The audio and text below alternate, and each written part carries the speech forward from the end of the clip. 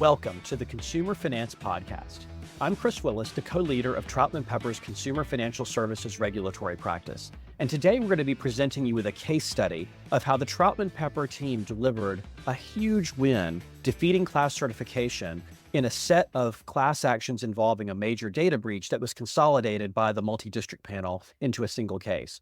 We believe it's the first time that a consumer data breach class action has ever proceeded to class certification and been won by the defendant in an MDL context, and we really are excited to tell you about it today. But before we jump into that topic, let me remind you to visit and subscribe to our blogs, TroutmanPepperFinancialServices.com and ConsumerFinancialServicesLawMonitor.com. And don't forget about all of our other podcasts. We have the FCRA Focus, all about credit reporting. We have Unauthorized Access, our privacy and data security podcast. The Crypto Exchange, about everything crypto. We have Payments Pros, all about the payments industry, and our newest podcast, Moving Metal, which is all about the auto finance industry. All of those podcasts are available on all popular podcast platforms. And speaking of those platforms, if you like this podcast, let us know. Leave us a review on your podcast platform of choice and let us know how we're doing.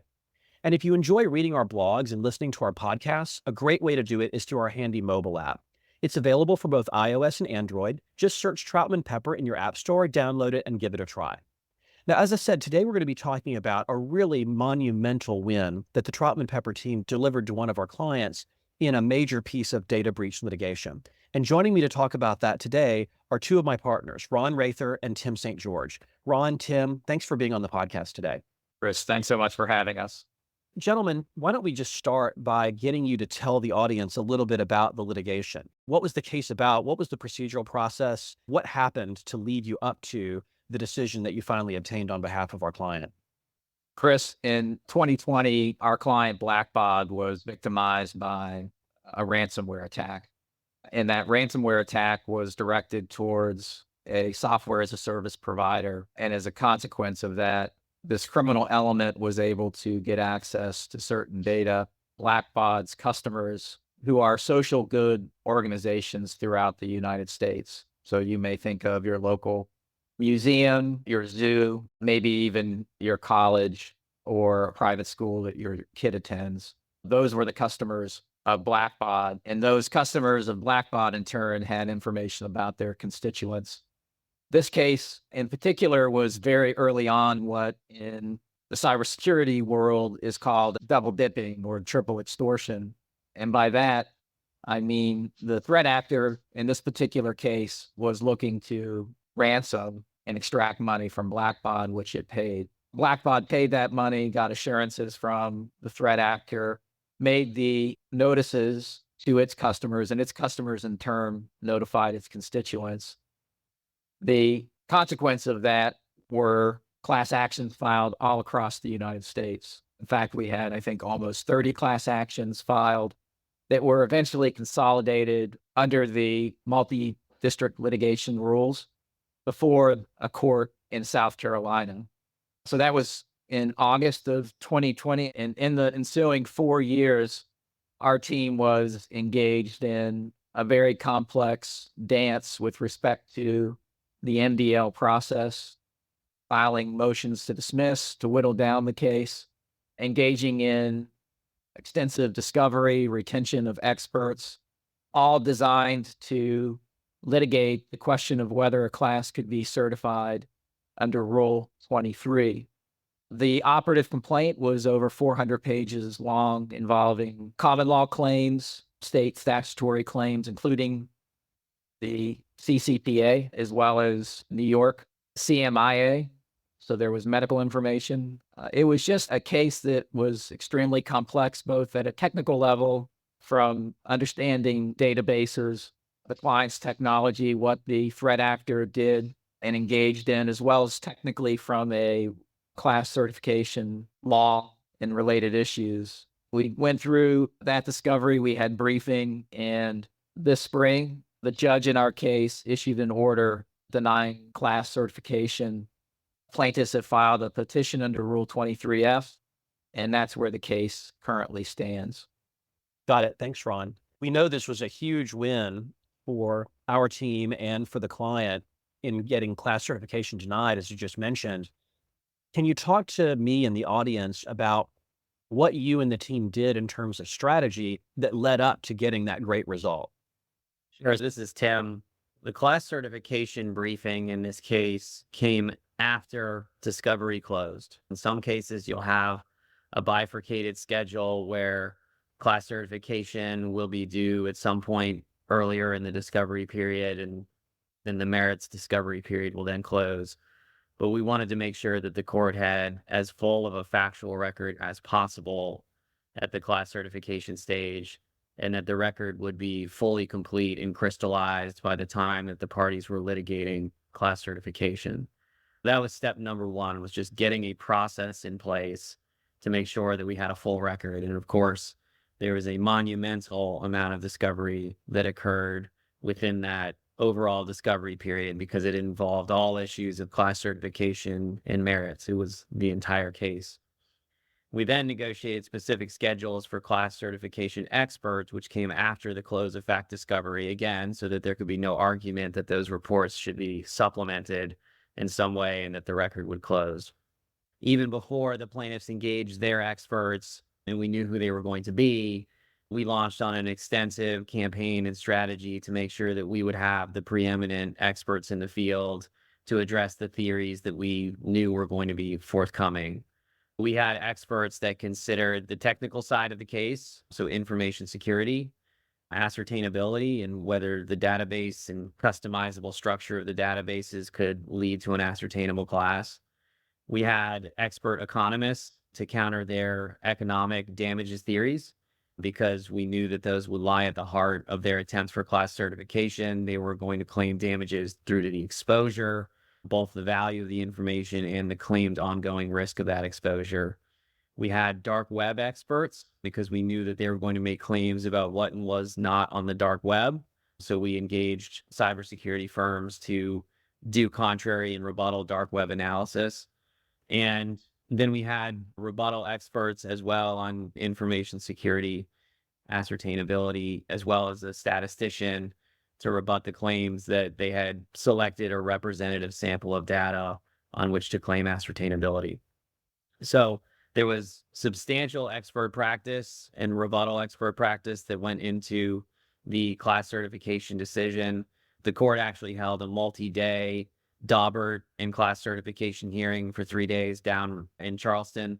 The court even went so far as to retain an expert consultant, including based on some of the recommendations that Blackbaud had provided to assist in the technical side of the case. And the court then examined in open court experts with the assistance of the independent technical consultant. So all of that led to a very extensive and complete class certification record and substantial expert practice, which ultimately was successful as well in the decision that the judge reached. I'll also mention we even had 2 judges just to make this as complex as possible. The MDL started off with Michelle Childs as our judge. During the middle of the case, she was elevated to the DC Circuit. And then the case went to Judge John Anderson, who ultimately issued the decision on class certification. I think it's important to acknowledge what a commendable job both jurists did in managing this very complex and sophisticated case. The hearing that Judge Anderson oversaw with respect to the class certification hearing was conducted in a way that demonstrated this court's acumen with respect to not just the issues that we were litigating, but just managing the courtroom in a very efficient, effective, and fair way. The court made some smart strategic moves as well. Judge Childs on the front end appointed a mediator to oversee the prospects for settlement in the case. And obviously that was not successful pre-certification, but there was a structure in place. There was also a special master appointed that was Maura Grossman, who actually is in Canada, to help manage the discovery process. And she was instrumental in making sure that the case did proceed on the path that the parties had agreed to. As I mentioned, the full discovery period happened, and she was involved in dozens of discrete discovery disputes, only a handful of which ultimately bubbled up to the district court for further resolution.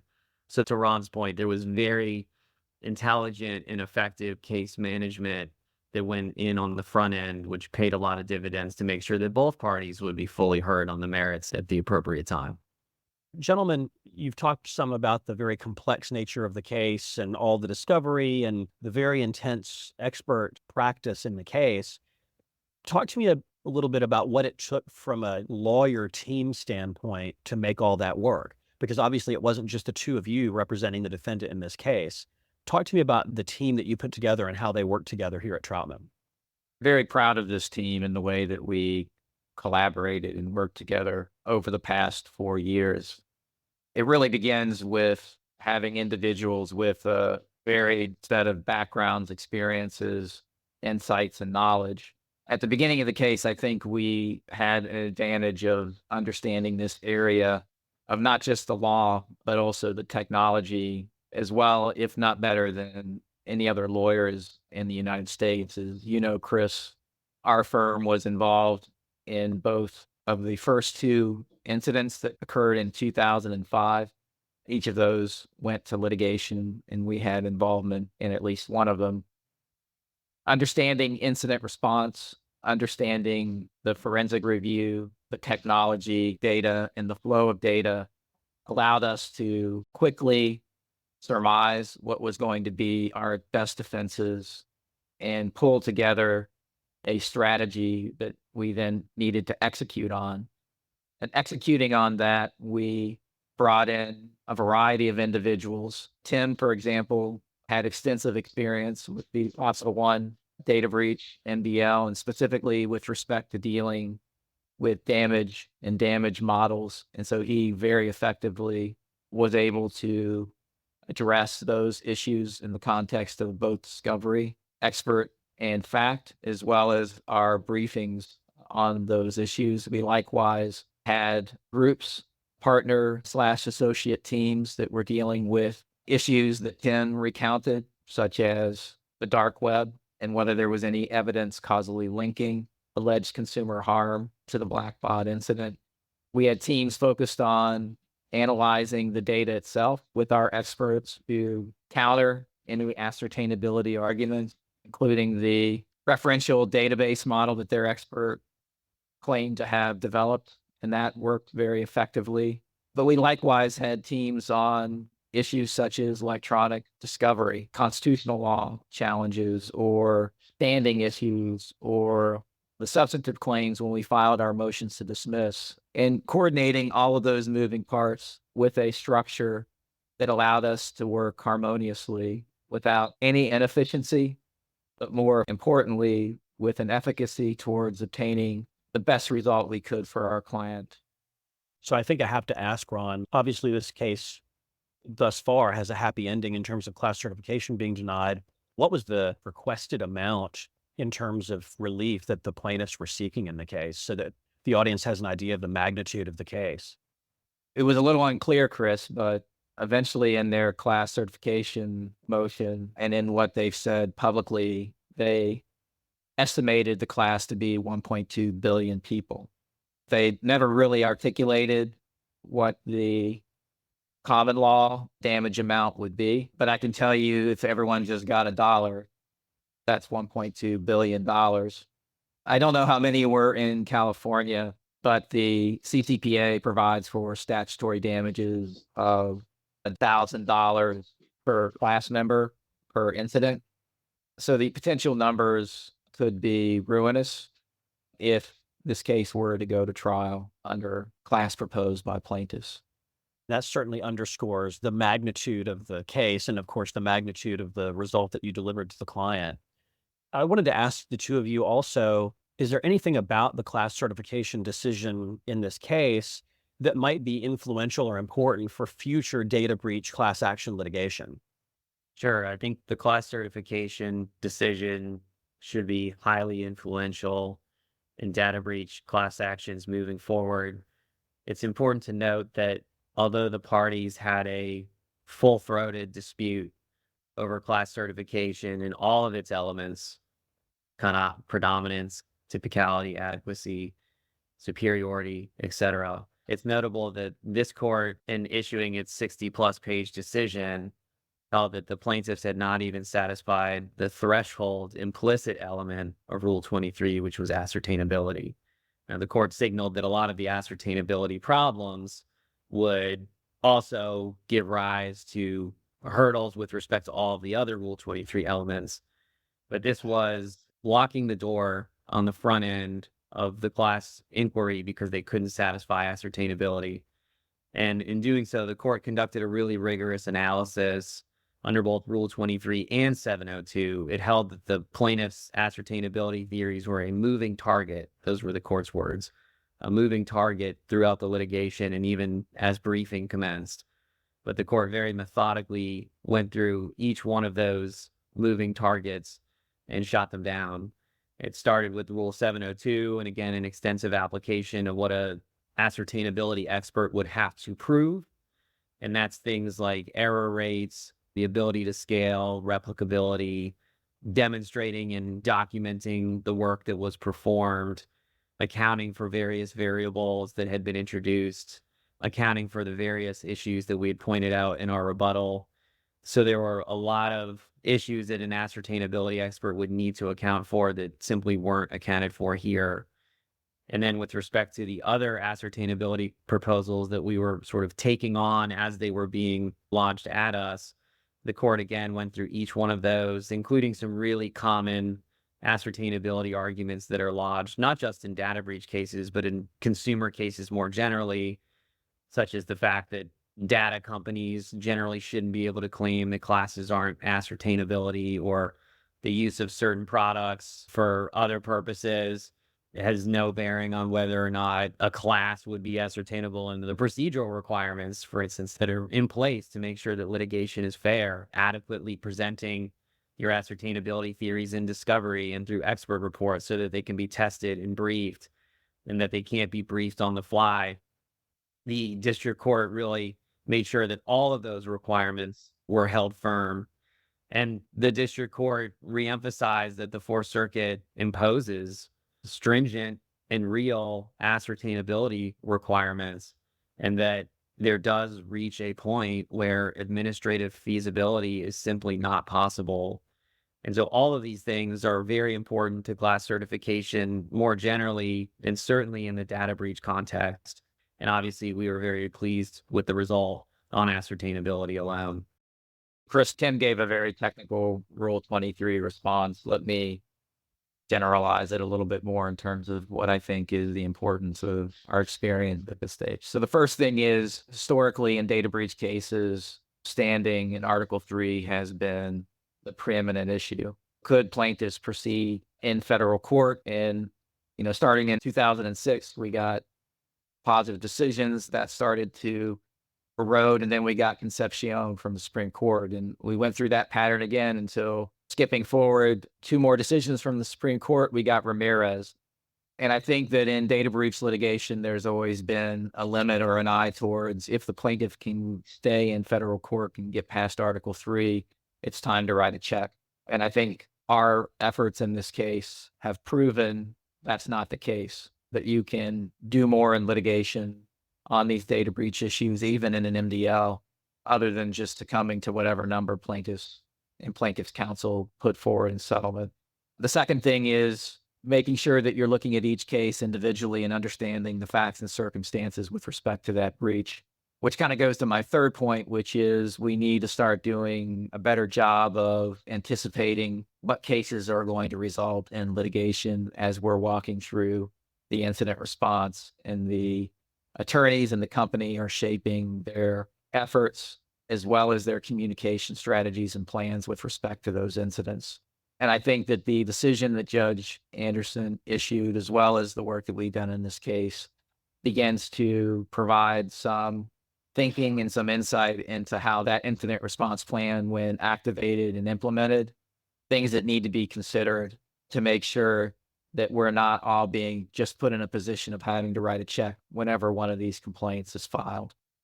Gentlemen, this has been a fascinating discussion, and I'm so proud to have the opportunity to tell our podcast listeners about the tremendous victory that you and our Troutman Pepper team won in this incredibly important case. So thank you both for being on the podcast today. And of course, thanks to our audience for tuning into today's episode as well. Don't forget to visit and subscribe to our blogs, TroutmanPepperFinancialServices.com and ConsumerFinancialServicesLawMonitor.com. And while you're at it, why not visit us over at troutman.com and add yourself to our Consumer Financial Services email list. That way we can send you copies of our alerts and advisories, as well as invitations to our industry-only webinars that we put on from time to time. And as I mentioned at the top of the podcast, don't forget to check out our mobile app. Just search for Troutman Pepper in your app store, download it, and give it a try. And of course, stay tuned for a great new episode of this podcast every Thursday afternoon. Thank you all for listening. Copyright Troutman Pepper Hamilton Sanders, LLP. These recorded materials are designed for educational purposes only. This podcast is not legal advice and does not create an attorney-client relationship. The views and opinions expressed in this podcast are solely those of the individual participants. Troutman Pepper does not make any representations or warranties, express or implied, regarding the contents of this podcast. Information on previous case results does not guarantee a similar future result. Users of this podcast may save and use the podcast only for personal or other non-commercial educational purposes. No other use, including, without limitation, reproduction, retransmission, or editing of this podcast may be made without the prior written permission of Troutman Pepper. If you have any questions, please contact us at troutman.com.